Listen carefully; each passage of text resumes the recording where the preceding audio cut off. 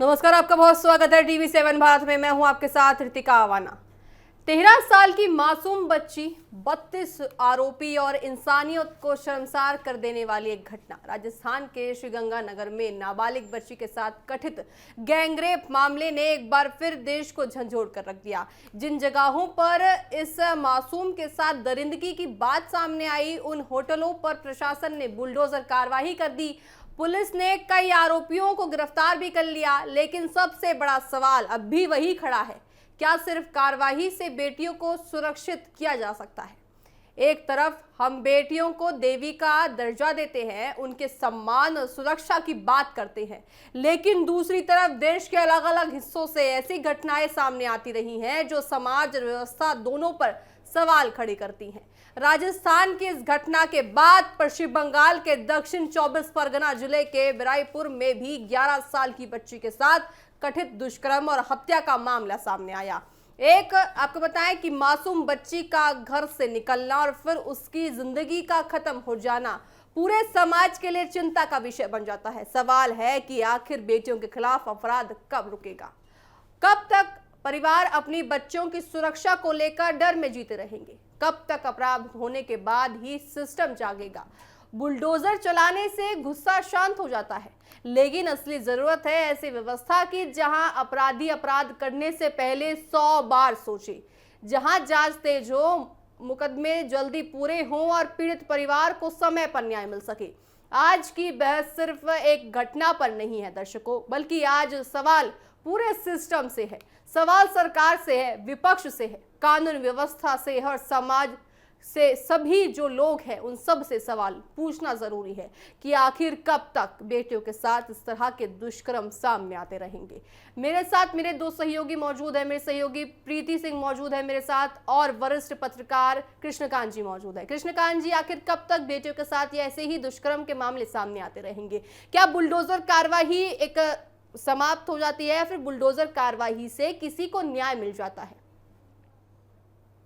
रीता, आपने बहुत अच्छी बात कही है। दो मामले हमने उठाए हैं, एक राजस्थान का मामला है और एक मामला कोलकाता का है। कोलकाता का मामला मैं पहले ले रहा हूँ क्योंकि जब आरजी का एक मामला हुआ था कोलकाता में तो काफी शोर मचा था, हंगामा हुआ था और सदन में इस बात को रखा गया था जब ममता बनर्जी की सरकार वहां पर थी, और एक अपराजिता कानून लाया गया था कि अपराधियों को जल्दी से जल्दी कानून के आधार पर सलाखों के पीछे रखा जाएगा।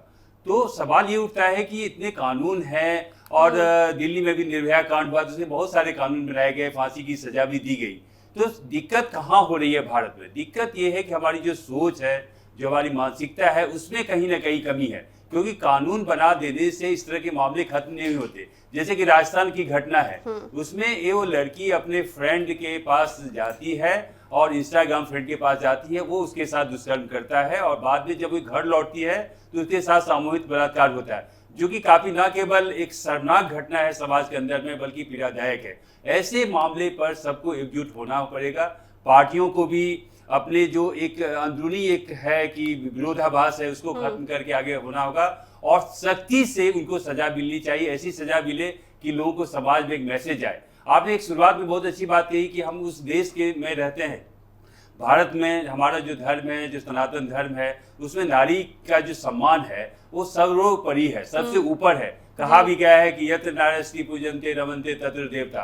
तो उस नारी में, नारी को देवी की संज्ञा दी गई, देवी के रूप में माना जाता है। वहां पर नारी के साथ इस तरह से अपमान हो, बलात्कार हो या दुष्कर्म हो और ऐसे अपराध किए जाते, कुकृत्य किए जाते हैं, जिसकी जितनी भी भर्त्सना की जाए कम है। अब देखना दिलचस्प होगा कि जिस तरह से सरकार बंगाल में एक आरोपी है, 4-5 को पकड़ लिया गया, एक को मार भी दिया गया वहां पर, तो क्या एक न्याय जो निश्चित रूप से जो गुनाह किया है उसको न्याय दिया जाता है कि नहीं, ये देखना दिलचस्प होगा। कृष्णकांत जी, देखिए न्याय मिल जाता है बेटी को, एक समय के बाद जरूर न्याय मिल जाता है। आरोपी है उसको जेल भी भेजा जाता है, लेकिन सवाल मेरा ये है कि आखिर न्याय तक मामला जाता ही क्यों है या फिर अपराध होता ही क्यों है? आखिर कब तक बेटियों के साथ इस तरह से दुष्कर्म सामने आते रहेंगे? कब देश में जो रेप है वो मामला खत्म होता हुआ नजर आएगा?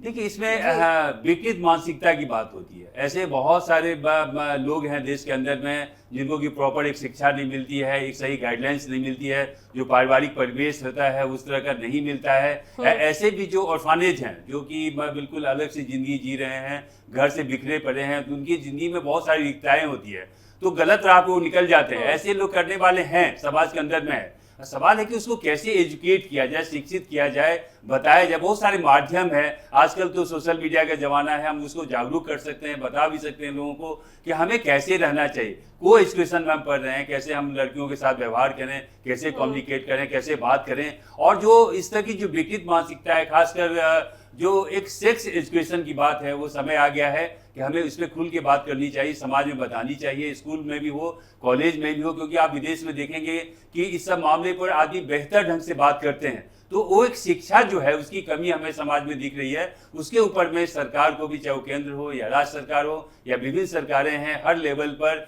लोगों को अवेयरनेस की बात है, इसमें जागरूक करने की बात है। मुझे लगता है कि अगर व्यक्ति जागरूक होता है, उसे इसके बारे में पता होता है, तो निश्चित तौर पे इस तरह के मामले एकदम से खत्म तो नहीं हो जाएंगे, लेकिन इसमें रोक लग सकेगी। जी बिल्कुल। प्रीति, आपका क्या कहना है? जैसे नाबालिग का जो केस सामने आया है, अगर हम राजस्थान की बात करें वो भी नाबालिग है, पश्चिम बंगाल की बात करें वो भी नाबालिग है, तो नाबालिग के केस को देखते हुए क्या कोर्ट को जरूरत नहीं है कि फास्ट ट्रैक केस को देखिए केस के जरिए जल्द से जल्द उनको न्याय मिल सके? और सिर्फ बुलडोजर, देखिए बुलडोजर एक्शन तो होता ही है, लेकिन बुलडोजर एक्शन से अलग कुछ कड़े कानून बनाने चाहिए, ताकि जो ऐसे आरोपी है, जो उनकी विचारधारा है, वो ऐसे अपराध करने से पहले कम से कम 100 बार सोचे। रितिका, मैं शुरुआत करूंगी सबसे बड़े सवाल के साथ कि अगर देश में रेप को लेकर कानून बनाया गया है, अगर वो कानून सच में बनाया गया है, तो क्या ऐसे रेप खत्म हो सकते हैं?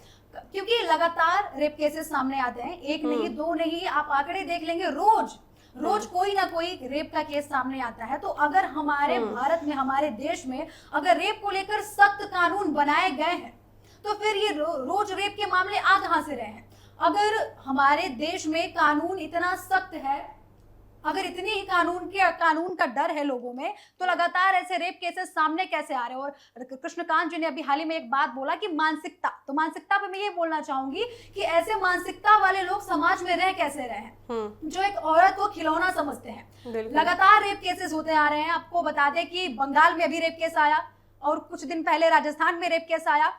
पहले ये बोला जाता था कि लड़कियों में गलती है, लड़कियों के पहनावे में गलती है, लड़कियों के विचारों में गलती है, संस्कारों में गलती है, इसलिए रेप केसेस हो रहे हैं। लेकिन अब सवाल उठ रहा है, क्योंकि राजस्थान में 13 साल के बच्चे के साथ रेप हुआ, पश्चिम बंगाल में 11 साल के बच्चे का रेप हुआ। दोनों बच्चे नाबालिग थी, दोनों छोटी बच्ची थी, स्कूल जाने वाली बच्ची थी। उनको पता भी नहीं था कि दुनिया में ये सब चीजें भी हैं, इतने दुष्कर्म दुनिया में हो रहे हैं, उनको इसकी कोई जानकारी नहीं थी, फिर भी उन बच्चियों के साथ हुआ। और दुर्भाग्य की बात तो ये देखिए कि उनके साथ ऐसा अपराध हुआ है और उसके बाद उनको मारकर फेंक भी दिया गया है। पश्चिम बंगाल की मैं घटना बता रही हूँ आपको कि वहां पर पहले बच्ची के साथ रेप किया, वो भी एक दो नहीं, सामूहिक रेप किया गया बच्चे के साथ, 11 साल के बच्चे के साथ। उसके बाद उसको बोरे में भरकर उसको तालाब में फेंक दिया गया है। लोग लगातार जांच करते रहे, पड़ताल करते रहे, बच्ची को खोजा गया, उसके बाद बच्ची का शव जो है तालाब से बरामद किया गया। लगातार लोगों में आक्रोश देखने को मिल रहा है, लेकिन इस आक्रोश का क्या फायदा, लेकिन कि जो रेप केसेस जो आ रहे हैं सामने, वो खत्म होने का नाम ही नहीं ले रहे। एक 11 साल की मासूम बच्ची जो अभी सीख रही थी, दुनिया को अभी जानती भी नहीं थी, अभी दुनिया जानने के दहलीज पर खड़ी थी, उसके साथ ऐसा जघन्य अपराध किया जा रहा है, जो कि काफी चिंता का विषय है। हमारे समाज में मानसिकता कितनी गिर चुकी है, मानसिकता का लेवल कितना गिर चुका है कि ऐसे जघन्य अपराध लगातार अंजाम दिए जा रहे हैं। बिल्कुल कृष्णकांत जी, एक सवाल जैसे प्रीति ने कहा कि पहले ये कहा जाता था कि आपके कपड़े अच्छे नहीं है इसलिए आपके साथ ऐसा हो रहा है, या फिर आप रात को बाहर जाती हैं, आप ड्रिंक करती हैं तो इसलिए आपके साथ ऐसा हो रहा है, आपकी नज़र अच्छी नहीं है इसलिए हो रहा है, आपने लाल लिपस्टिक लगा रखी है इसलिए हो रहा है, या फिर आपने छोटे कपड़े पहन रखे इसलिए होना है, या फिर आप भाई लड़कों के साथ बैठकर बात करती हैं इसलिए ऐसा हो रहा है। क्या ये गलतफहमी हमारे समाज को कृष्णकांत जी नहीं है? क्योंकि अक्सर ऐसे रेप केस भी सामने आ रहे हैं जहां पे एक महिला है साड़ी पहनने वाली, अगर मैं बुजुर्ग की बात करूं तो 80-80 साल की बुजुर्गों के साथ भी रेप के मामले सामने आए हैं, तो क्या वो गलत नहीं है? तो कहीं ना कहीं ये सोसाइटी की सोच ही हमारी पीछे है। देखिए, समाज क्या है? समाज हमसे है, हमारा देश है, हमारा मुल्क है, हम उसमें रहते हैं।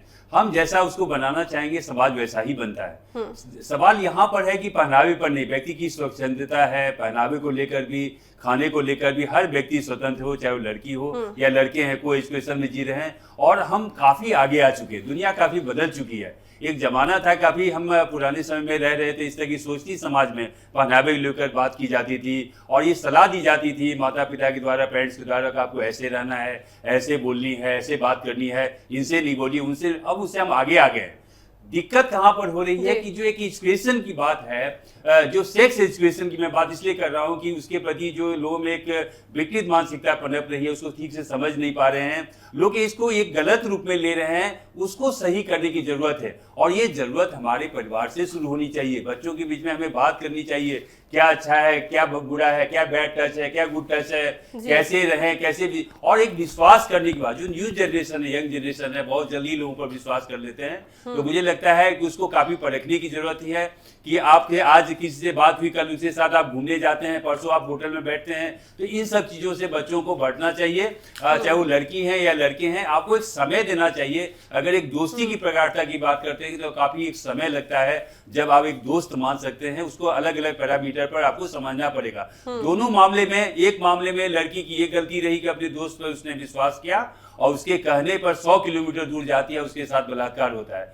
दूसरे मामले में बच्ची की कोई गलती नहीं, जैसे कि अभी प्रीति ने बताया कि कोई गलती नहीं थी और एक हादसे का शिकार होगी और उसके साथ वो काम हुआ, जगह ने काम हुआ। जी, मैं यहाँ पर आपसे एक सवाल पूछना चाहूंगी कि आपने बोला कि लड़की की गलती थी कि वे अपने दोस्त पर भरोसा कर उसके साथ चली गई। चलिए, मैं मानती हूँ कि लड़की की गलती थी, उसने अपने दोस्त पर भरोसा किया, उसके साथ चली गई, उसके बर्थडे पार्टी में चली गई। लेकिन सवाल ये उठ रहा है कि क्या उस गलती का अंजाम ये था कि उसे बेच दिया जाए और उसके साथ रेप किया जाए? बिल्कुल नहीं, बिल्कुल नहीं। मैं उसी पे बात कर रहा हूँ कि भरोसा की और भरोसे का कत्ल हुआ यहाँ पर, कि अपने दोस्त पे भरोसा करके उसके घर जाती है, उसके साथ इस तरह की बात हुई, इस तरह की घटना हुई। भरोसे का कत्ल नहीं हुआ, भरोसे का कत्ल हुआ। बच्ची घर से वापस जो है बर्थडे पार्टी से वापस आ रही थी, जहां उसने ऑटो लिया। अब ऑटो के ड्राइवर जो थे वो क्या करता है कि बच्ची को ले जाके बेच देता है और बच्ची को बेचने के बाद उसे जो है 3 से 4 होटल्स में ट्रांसफर कराया जाता है। वहां पर 32 लोग उसके साथ दुष्कर्म करते हैं। 13 साल की बच्ची के साथ 32 लोग रेप करते हैं।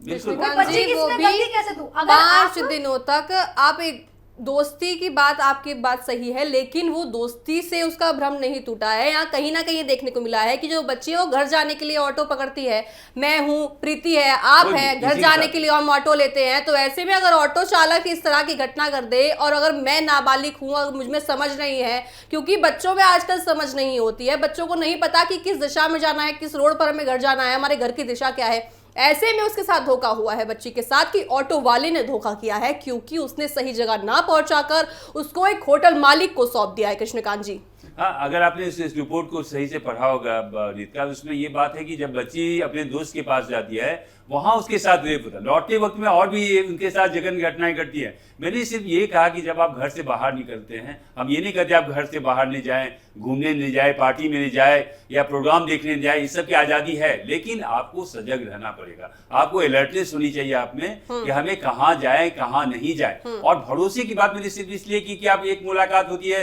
इंस्टाग्राम पे आपके कोई दोस्त बन जाते, कल उसके साथ आप घूमने चले जाते हैं और बिना जाने हुए कि व्यक्ति कैसा है और आपके साथ एक हादसा होता है। तो ऐसी चीजों से हमको बचना चाहिए, समझना चाहिए कि समाज में हमारे इस तरह के समाज हैं जहां पर की भरोसा है जो बहुत जल्दी कायम करना बहुत मुश्किल होता है। अगर हम पश्चिम बंगाल की बात करें प्रीति, तो पश्चिम बंगाल में भी यही मामला सामने आया है। 11 साल की बच्ची है जिसको दुनिया की नहीं पता, जिसको ये नहीं पता कि भाई मुझे बड़े होकर क्या बनना है, उसके साथ रेप हो जाता है। और साथ ही साथ ममता बनर्जी जो है वो कैंडल मार्च निकालती है। तो ये सवाल यहाँ ये उठता है कि आप जब सरकार में थी तब डॉक्टर के साथ जो रेप हुआ था उसमें तब आपने कैंडल मार्च नहीं निकाला, क्योंकि अब आप विपक्ष में आ गई हैं तो आपको न्याय दिलाना है बच्ची को, तो आप कैंडल मार्च निकालते हुए नजर आ रही हैं। तो क्या आप जब सरकार में बैठी थी तब वो चीज नहीं सोची आपको कि आपको कैंडल मार्च निकालना चाहिए, किसी बच्ची को न्याय दिलाना चाहिए?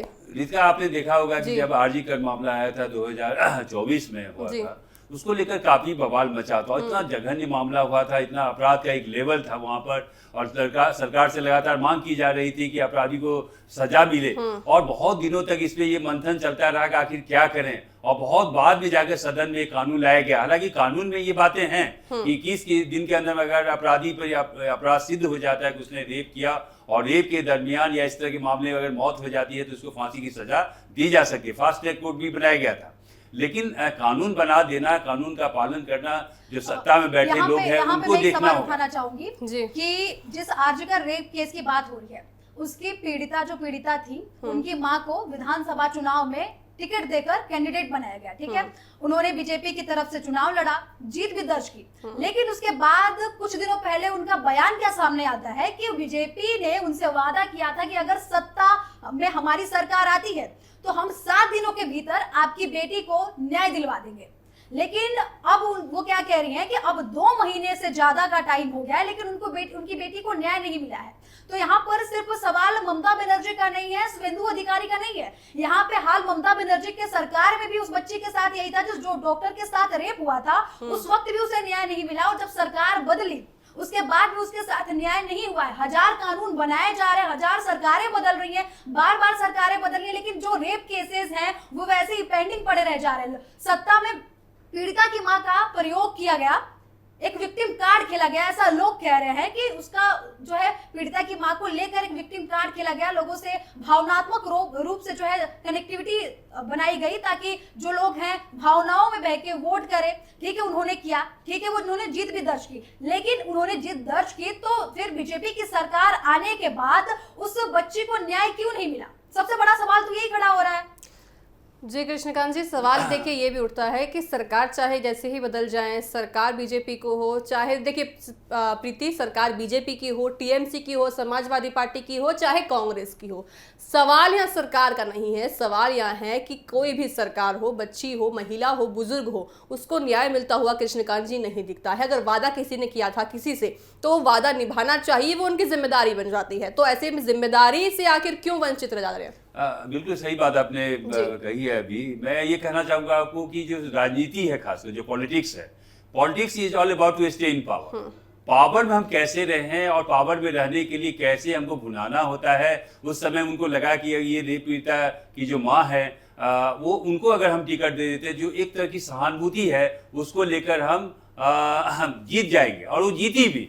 लेकिन वो जो वायदा किया गया तो उसको उन्होंने निभाया नहीं। तो पॉलिटिक्स में बहुत जल्दी बात भूलने की आदत होती है। बहुत सारे वायदे किए जाते हैं। आपने देखा है केंद्र में जब मोदी की सरकार आई तो बहुत सारे वायदे किए गए थे, और आपको भी पता है, पूरे देश को पता है कि किन किन वायदों को उन्होंने पूरा किया। ऐसा नहीं उन्होंने वायदे पूरे नहीं किए, कुछ वायदे ऐसे किए जो अब तक पूरे नहीं हुए। ये केवल केंद्र सरकार की बात नहीं रही है, ये राज्य सरकार की भी बात है। शुभेंदु अधिकारी ने भी जब अब इस बार चुनाव में आए और बीजेपी के तमाम लीडर वहां पर, बहुत सारे वायदे किए गए, कुछ वायदों को उन्होंने काम करना शुरू किया है। लेकिन मैं प्रीति की बात से सहमत हूं कि 7 दिनों की बात जो थी उस पर कहीं भी अमल होता हुआ नहीं दिख रहा है। तो ये पॉलिटिक्स है, ये राजनीति है कि बात भूलने की आदत होती है। भूलते नहीं है, बस भूलने की वो एक नाटक करते हैं कि हमें याद नहीं है। तो ऐसे ना केवल आरजी का मामला रहा, न केवल ये बच्ची के साथ रेप का मामला है, बल्कि देश के अलग अलग भागों में जब हम समाचार पत्र पढ़ते हैं और सोशल मीडिया पर जाते हैं, न्यूज़ देखते हैं, तो रोज ऐसी घटनाएं होती रहती है। तो इन घटनाओं को रोक लगना बहुत ही जरूरी है। इसमें केवल सरकार की भूमिका होती है ऐसा मैं मानता नहीं हूँ, बल्कि आम लोगों को भी आगे आना होगा, स्वयंसेवी संगठन को आगे आना होगा, स्कूल को भी आगे आना होगा, तब जाकर कहीं बात बन सकती है। और सबसे बड़ी बात अभी मैं बता रहा हूँ रीता कि एजुकेशन की बहुत ज्यादा जरूरत है। जो सरकार है वो केवल दान करती है, बांटती है, गिफ्ट बांटती है, पैसे बांटती है, साड़ियां बांटती है, साइकिल बांटती है। अगर सरकार इन पैसों से बच्चों को शिक्षित करने का प्रयास करे, बच्चों को सही दिशा में ले जाने का प्रयास करे, मुझे लगता है कि बहुत सारे जो मामले हैं समाज में, जो डोगमाज है, जो सुपरस्टिशंस है, जो समाज में इस तरह की अनियमितताएं होती है, अपराध होता है, उसमें सवाल ये उठता है कि ऐसा कोई दिन नहीं होता, ऐसा कोई साल नहीं है, ऐसा कोई पल नहीं है, ऐसा कोई महीना नहीं है जिसमें ऐसी रेप की घटनाएं ना आती हों। क्योंकि हर दिन हर पल, अभी हम आपसे बात कर रहे हैं, इस क्षण में भी किसी ना किसी के साथ ऐसा अपराध हो रहा होगा, कोई ना कोई बच्ची रो रही होगी, या किसी ना किसी पिता के जो सपने हैं कहीं ना कहीं साकार होते हुए नहीं दिख रहे होंगे। तो सवाल यहाँ ये भी उठता है कि हर दिन हर पल हर महीने ये सब चीजें सामने आती हैं, आखिर ये सब चीजें कब खत्म होंगी? मुझे लगता है कि ये बहुत जल्द खत्म होती हुई नहीं दिख रही है, क्योंकि लोग जो है भारत में खासकर कि वो उस चीज को गहराई से नहीं लेते, उसको सीरियसनेस नहीं होती है। वो जिस गंभीरता के साथ उनको बात करनी चाहिए वैसा नहीं करते। बहुत अच्छे लोग इस मामले में जब उनका नाम आता है, पकड़े जाते हैं, देखेंगे बहुत पढ़े लिखे व्यक्ति होते हैं। आपने कहा कि बिल्कुल लेमैन ऐसा करते हैं, ऐसा नहीं है, बहुत जीनियस लोग भी ऐसा काम करते हैं। और आप तहलका कांड आपने देखा होगा कि एक जर्नलिस्ट के साथ क्या क्या हुआ था। ऐसे बहुत सारे मामले हैं, मीडिया भी बचा हुआ नहीं है, हर जगह इस तरह के होते हैं। तो इसे बचने की बात, सरकार ने बहुत सारे नियम बनाए, वो कार्यस्थल का मामला हो या किसी और प्लेस का मामला हो, पब्लिक डोमेन की बात हो, हर जगह कानून बनाए गए हैं। कानून को कौन पालन कराएगा? सरकार। तो सरकार को चाहिए कि ऐसे अपराधी जिनको कि अभी पकड़ लिया गया है और अदालत में मामला जाता है, अगर उनके दोष सही साबित होता है और उनको सही समय पर अगर सजा मिल जाती है, क्योंकि कानून में कहा गया है कि जस्टिस डिले जस्टिस डिनाइड, अगर न्याय देरी से मिलती है तो मुझे लगता है कि ये अन्याय होगा। तो जल्द से जल्द जो दोषी है इस पर कार्रवाई की जाए। साथ ही साथ अवेयरनेस जो प्रोग्राम है सरकार का, पहले आपको पता है रीता की इतने टेलीविजन नहीं थे, इतने सोशल मीडिया नहीं थे, इतने अखबार भी नहीं थे देश के अंदर में। तो जो फिल्म एंड टेलीविजन डिवीजन है भारत सरकार का, उसके द्वारा रील बनाई जाती थी, समाज में दिखाया जाता था, पर्दे पर दिखाया जाता, ऐसे मौके तलाश किए जाते थे। तो वो अवेयरनेस की जरूरत है, लोगों को बताने की जरूरत है कि आपको ये चीज है। एक सवाल देखिए यहाँ कृष्णकांत जी ये भी उठता है कि आपने बात की कि जो लड़कियां हैं वो आधुनिक हो रही हैं या फिर वो मॉडल बन रही है या फिर समय के साथ चल रही हैं, लेकिन जो गांव देहात की लड़कियां हैं जिनके हाथ में मोबाइल फोन आपको अभी भी नहीं दिखेंगे, ऐसे कई शहर में गिना दूंगी जिनके हाथ में आप 12 से पहले बच्चों के हाथ में मोबाइल फोन नहीं देख पाएंगे। क्योंकि मोबाइल फोन नहीं है तो वो इंस्टाग्राम पे नहीं है, वो फेसबुक पे नहीं है, वो व्हाट्सएप पे नहीं है, वो स्नैपचैट पे नहीं है। तो ऐसे में जिनको पता ही नहीं है कि सोशल मीडिया कैसे चलता हो, जिनको पता ही नहीं है कि रील कैसे बनती हो और रील में किस तरह के कपड़े पहने जाते हैं, इन सारी चीजों को उनको पता ही नहीं है, फिर भी वो लड़कियां शिकार होती हैं। तो ऐसे में तो देखिए सोच का ही सामने आता है कि सोच ही गंदी है। देखिए इसमें एक बात और कहना चाहूंगा कि जो खासकर अभी जो हमारा समाज है, जहां पर हम तो दिल्ली जैसे शहर में रह रहे हैं, देश की राजधानी में रह रहे हैं, तो बच्चों पर नियंत्रण भी बहुत जरूरी है रीत का, एक हद तक कि पेरेंट्स को भी ये देखना होगा कि आपके बच्चे क्या कर रहे हैं, कहाँ जा रहे हैं। जी जैसे अभी बच्चे की है, पश्चिम बंगाल की बच्ची है, 11 साल की है, तालाब में मिली है, जिसको पता नहीं है दुनिया कैसे चलती है, जिसको पता नहीं है कि आखिर कैसे अपराध होते हैं, उसको भी शिकार बनाया गया। आखिर उसकी क्या गलती थी? वो गाँव से अगर बाहर निकली, वो घर से अगर बाहर निकली, और साथ ही विजुअल से आप देख सकते हैं, तस्वीर आप देख सकते हैं किस तरह से, देखिए तालाब से उसको पाया गया है कृष्णकांत जी। और उस बच्ची की क्या गलती थी? क्योंकि देखिए सवाल यही उठता है बार बार कि बच्ची हो, बुजुर्ग हो, महिला हो, सभी को इस तरह से निशाना बनाया जाता है। देखिए इससे सबसे बड़ी बात कहेंगे, जैसे कि गल्फ कंट्रीज है, खासकर आप जाएं यूएई जाएं या अलग अलग देशों में जाएं, तो वहाँ देखेंगे कि इतना डर है, इतना खौफ है, अगर कोई अपराध करता है, कोई चोरी करता है या बलात्कार करता है, तुरंत उसको सजा दी जाती है, गोलियां मार दी जाती है। अफ्रीकन कंट्री में भी आप जाएंगे तो अगर कोई बलात्कारी है तो उसको पंक्ति में खड़े करके गोली मार दी जाती है, यानी मौत की सजा दे दी जाती है। अगर आप चोरी करते हैं तो हाथ काट लिया जाता है। भारत में बड़े से बड़े गुनाह किए जाते हैं और गुनाहगार है उनको बचा लिया जाता है। उसके पीछे सरकार भी उनके पास होती है कि कहीं न कहीं पर्दे के पीछे में वो काम कर रही होती है। तो गुनाह होते हैं, अगर उसको सजा सही समय पर दे दी जाती है तो मुझे लगता है कि एक वैसे समाज में जाएगा। ऐसा होता नहीं दिखता है। आपने दिल्ली में निर्भया कांड आपने सुना होगा, और निर्भया कांड में कितना वक्त लगा, और जबकि साक्ष्य मौजूद थे कि इन 5 अपराधियों ने इस वारदात को अंजाम दिया था, उसमें उस लड़की की क्या गलती थी? उस लड़के की क्या गलती थी?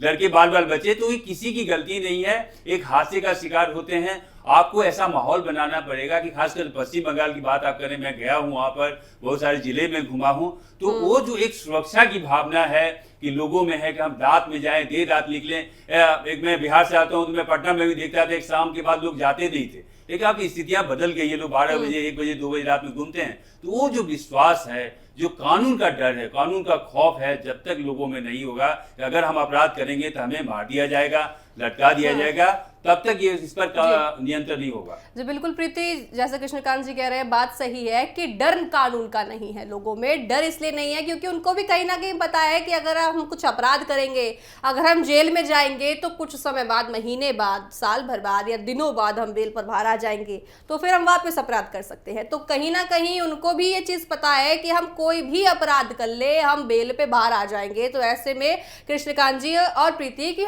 देखिए सरकार को और साथ ही पुलिस प्रशासन को भी ऐसे कानून लाने चाहिए, हमारी कोर्ट न्यायपालिका को ऐसे कानून लाने चाहिए ताकि जो अपराधी हैं वो 100 बार पहले काम करने से पहले डरे और सोचे कि अगर हमने ये गलती करी प्रीति तो हम अब की बार बाहर नहीं आ पाएंगे। देखिए, डर की बात की जाए तो हाल ही में एक वीडियो सामने आया था सिया मर्डर केस जो हुआ था केतन अग्रवाल का। उसमें क्या करती है सिया कि मीडिया के सामने आपत्तिजनक गतिविधि करते हुए दिखाई देती है। उसने मतलब वो गतिविधि सिस्टम को दिखाया है कि अगर मैं कोई भी अपराध करूं, कोई भी अपराध करे तो उसको सजा नहीं होनी है, उसको सजा नहीं होनी है, वो तुरंत बेल पर बाहर निकल आएगा। उसने मर्डर जैसा बड़ा अपराध किया था, उसके बावजूद भी उसके चेहरे पर थोड़ी सी भी परेशानी, थोड़ा सा भी डर का निशान नहीं दिखा। उसको कहीं ना कहीं आत्मविश्वास था कि मैं भी बाहर निकल जाऊंगी, जैसे और सब लोग बाहर निकल जाते हैं तो कुछ समय बाद ही सही, लेकिन मैं भी बाहर निकलूंगी। वो आत्मविश्वास प्रीति उसका दिखता है उसमें। हाँ, आत्मविश्वास दिखता है और ऊपर से जो अपराधी है उनको मोटिवेशन भी मिलता है कि वो अपराध करे। ऐसी चीजें लगातार सामने आती हैं। आपको बता दें कि जो ये रेप केस हुआ है पश्चिम बंगाल में, पश्चिम बंगाल का रेप केस इतना भयावह था कि आपको बता दूं मैं कि पोस्टमार्टम में क्या क्या सामने आई है चीजें। आपको बता दें कि ये बातें सामने आई हैं कि इस दुष्कर्म के बाद लड़की को जिंदा पानी में फेंक दिया गया था। और ये भी सामने आया है कि पीड़िता के शव की प्रारंभिक पोस्टमार्टम रिपोर्ट में उसके सिर पर गंभीर चोटें थी, यौन उत्पीड़न और जीवित अवस्था में उसे पानी में फेंका गया था। ये जानकारी अधिकारियों ने दी है। वही आगे आपको मैं और जानकारी बताती हूँ। ये भी सामने आया था कि उसके निजी अंगों में जो है निशान पाए गए थे चोट के, और ये भी आया था कि उसके अलावा उसके शरीर पर जो है खरोच के निशान आए थे, गंभीर चोटों के निशान आए थे। और ये भी सामने आया कि किसी भारी वस्तु से उसके सिर पर वार किया गया था, जिसके बाद भी उसमें सांसें बची हुई थी, उसके बाद भी उससे फेंक दिया गया तालाब में। और जिसके बाद वो बच्ची जो है उसमें सांसें बची हुई थी तालाब में, फिर उसे जिंदा फेंक दिया गया जहां उसकी मृत्यु हो गई। सोचिए कि रेप जैसा अपराध तो कर ही रहे अपराधी, उसके साथ इतनी क्रूरता से उनको रेप के बाद उनको मार रहे हैं, जैसे कि उनके अंदर सिस्टम का डर नहीं है, न्यायपालिका का डर नहीं है, पुलिस का डर नहीं है, किसी का भी डर नहीं है। और दूसरी बात यह है कि अब जो ममता बनर्जी कैंडल मार्च निकाल रही है आरजी का रेप केस के टाइम, उनका बयान सब वेट कर रहे थे कि ममता बनर्जी कुछ बड़ा एक्शन लेंगी, चुनाव का टाइम है, कुछ बड़ा एक्शन देखने को मिलेगा। ऐसा कुछ नहीं हुआ। ये वही ममता बनर्जी हैं और आज जब वो सत्ता से बाहर जाती हैं तो कैंडल मार्च निकाल रही है। इसको भी लेकर सवाल उठा रहे हैं लोग, काफी सवाल उठाए जा रहे हैं कि आज उनको याद आया है कि रेप केस के लिए कैंडल मार्च निकालते हैं, उसके लिए आवाज उठाते हैं। पहले क्या उनकी आवाज दब चुकी थी। और दूसरी बात ये मैं बताना चाहूंगी आपको कि जब भी कानून कोई भी बनता है, अगर भारत में हम कोई भी कानून बना रहे तो उसको ऐसा बनाना चाहिए कि जिसका लोगों में खौफ हो। खौफ नाम की कोई चीज नहीं है। लगातार रेप केसेस सामने आ रहे हैं, लगातार हर बच्ची के साथ, छोटी बच्ची हो गई 10 साल की, 5 साल की, 12 साल की, 13 साल की, यहाँ तक कि 50 से लेकर 80 साल के बुजुर्गों के साथ भी लगातार रेप किया जा रहा है। लगातार महिलाओं के साथ दुष्कर्म की खबरें आ रही हैं। तो सोचने वाली बात है कि हमारे भारत समाज में महिलाओं के साथ लगातार ऐसे दुष्कर्म सामने आ रहे हैं, इसके बावजूद भी ऐसा कानून नहीं बनाया है जिसका डर अपराधियों में पैदा हो। जी बिल्कुल प्रीति, जिस तरह से आपने कहा कि पहले उसके साथ सारी चीज़ें हुई और वो जिंदा थी, उसमें चंद सांसें थी, उसको तालाब में फेंक दिया गया। देखिए, बात करें तो प्रीति यहाँ पे सिर्फ लड़कियों की बात नहीं है, रेप जो है लड़कों के साथ भी होते हैं, लड़कों के साथ भी रेप होते हैं। नाबालिग हो लड़का, देखिए बात रेप की हो रही है, सोच की हो रही है, कितनी गंदी सोच उन लोगों की होती है, चाहे लड़का हो चाहे लड़की हो, सभी को वो इस चीज़ में घेर लेते हैं क्योंकि उनकी विकसित जो सोच है वो खराब है। उनकी हम परवरिश खराब नहीं कहेंगे क्योंकि परवरिश हर कोई अच्छा देता है। जब इंसान खुद बड़ा होता है, जब वो खुद ग्रोथ करता है तो उसकी मानसिकता उसके खुद के हाथ में होती है कि वो अपनी सोच को किस दिशा में ले जाना चाहता है। कृष्णकांत जी, ये सरकार से सवाल करे या समाज से सरकार सवाल करे, क्योंकि सवाल देखिए करना चाहिए, क्योंकि जब तक बेटियां सुरक्षित नहीं रहेंगी तब तक बेटियां पढ़ ही नहीं पाएंगी, और जब तक बेटियां पढ़ नहीं पाएंगी तो देश कैसे विकसित होगा। देखिए रीता, आपने बहुत अच्छी बात अभी कही है कि इसमें देखिए आपने राजस्थान में देखा है कि जो अपराधी हैं उनको बुलडोजर चला दिया गया, इससे खत्म नहीं होने वाला। या बंगाल में हम समाज को तो जागरूक होना चाहिए, हमें जागरूक होना चाहिए, परिवार में इस तरह की शिक्षा दी जाए, बताया जाए कि लड़कियां कोई अभी खिलौने की चीज़ नहीं है, बल्कि वो अलग अलग रूप में आती है, कभी माँ है, कभी बहन है और पत्नी है, और अलग रूप में गुरु है। तो गुरु माँ जो है, माँ के पास सारे ज्ञान होते हैं, माँ अपने बच्चों को अच्छे संस्कार दे सकती है। और कुछ संस्कार जो परिवेश में आता है, जब बाहर निकलता है बच्चा, आता है दुनिया में, आता है पढ़ने के लिए जाता है, तो वहाँ भी एक शिक्षा ऐसी होनी चाहिए कि जो कि एक डिसिप्लिन है उसमें बरकरार की जाए। रही बात की कि किससे बात की जाए, तो अभी तो सरकार कटघरे में है, शिवेंदु की सरकार है, वहां पर शिवेंदु अधिकारी सरकार में है। अभी तो सारे सवाल उनसे ही दागे जा रहे हैं। रही बात की ममता बनर्जी, तो ममता बनर्जी अपना एक पॉलिटिकल जो एक माइलेज होता है उसको लेकर विरोध प्रदर्शन कर रही है, कैंडल मार्च निकाल रही है। तो कैंडल मार्च के लिए अब वक्त नहीं है। वो निर्भया कांड में हमने देखा था कैंडल मार्च हुआ, उसके बावजूद भी काफी समय लगा। अभी बात है कि अगर वहां पर अपराजिता कानून बनाया गया 2024 में त्वरित कार्रवाई करते हुए, तो उस अपराजिता कानून में नियम है कि अगर बलात्कार के दरमियान या बलात्कार के बाद अगर उसकी हत्या हो जाती है लड़की की, तो निश्चित रूप से उसको फांसी की सजा दी जाए और 21 दिन के अंदर में इस पे सजा मुकर्रर हो, ऐसी बातें लिखी गई है। तो मैं चाहता हूं कि सरकार को चाहिए कि उस अपराधी को पकड़कर उस पर कानूनी कार्रवाई की जाए, कोर्ट में लाया जाए और उसको त्वरित कार्रवाई करते हुए उनको फांसी की सजा दी जाए। और ये समाज में एक मैसेज दें कि अगर आप अपराध करते हैं, कुकृत्य करते हैं और रेप जैसी जघन्य घटनाएं करते हैं, तो आपको त्वरित कार्रवाई करते हुए सजा दी जाती है। तो मुझे लगता है समाज को एक मैसेज जाएगा। तो बिल्कुल देखिए प्रीति, सवाल यही उठता है कि आखिर कब तक बेटियों के साथ ऐसे दुष्कर्म के मामले सामने आते रहेंगे। उम्र की बात नहीं है और साथ ही जेंडर की भी बात नहीं है, क्योंकि जैसे मैंने कहा कि लड़की हो लड़का हो, रेप जो है सबके साथ होता है। तो ऐसे में सवाल ये उठता है या फिर जवाबदेही परिवार की बन जाती है कि जब आपका बेटा हो बेटी हो, जब वो बड़ा हो तो उसकी सोच आप इस तरह की करें कि वो समाज के लिए हानिकारक ना हो जाए, ताकि वो समाज के लिए जाकर एक दीमक की तरह ना बन जाए, ताकि जिस तरह से आगे हमारा जो देश है वो विकसित हो पाए।